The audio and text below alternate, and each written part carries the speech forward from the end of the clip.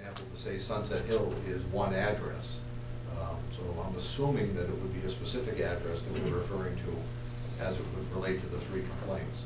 Well, as Councilor Pereira had said earlier to Councilor Casey, it wasn't the unit that it went to, it was that house as a whole. Correct.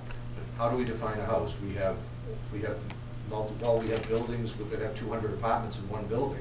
Is that one house? And that's people living there, we know the cops are gonna go there very often on whatever. Right. Whatever the case may be. So we can't say, hey, every third time you're gonna get called in, you're gonna pay a fine, you're gonna have to move these people out.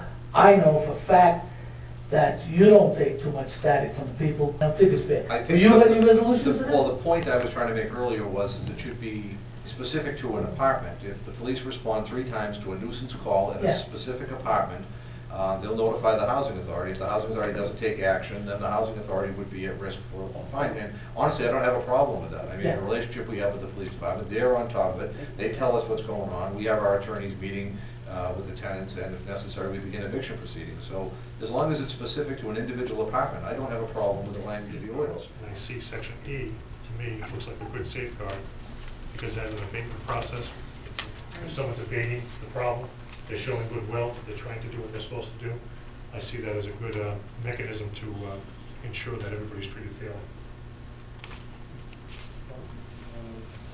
And the final piece that we brought up, Attorney Pereira, with the severability. So if this ordinance is in conflict with any other presence in the ordinance, is going to replace those ordinances. So that any ordinance or resolution conflicting with the provisions of this ordinance is hereby replaced. So that, you know, that question, any other ordinances that handle the nuisance. That you? You here? Yeah. Councilor Pelletier, did you have something to add? Yeah, just, the chief states that the police officers on their particular route, I guess, would decide whether or not if they went there twice or 3 times. So don't you have a better way of doing this? Like, you guys monitor all the calls that come in. And don't you have a breakdown of, like, at the end of the month of the calls and all that stuff, and you compile them? Do they compile them? Yes. If somebody asked to run top 40 addresses, and you get something like this, this is a difficult document to go through. Yeah. If you wanted to do it weekly or monthly, I think this would be difficult, because this is probably not a mechanism to get where you want to go. Yeah. Because if we went to 1017 Middle Street 50 times, it means nothing. Same as Osborne.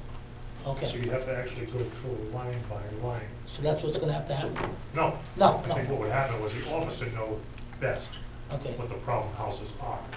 So I think when they go into a house and they see this particular house as a problem house, they can research that one house. That one house. They follow me? It seemed to be far more successful than the threat of bringing in a criminal complaint. It amazed me, Stephen and myself, when Brockton really was the first community that we have jurisdiction over, initiated ticketing for different city ordinance violations. The compliance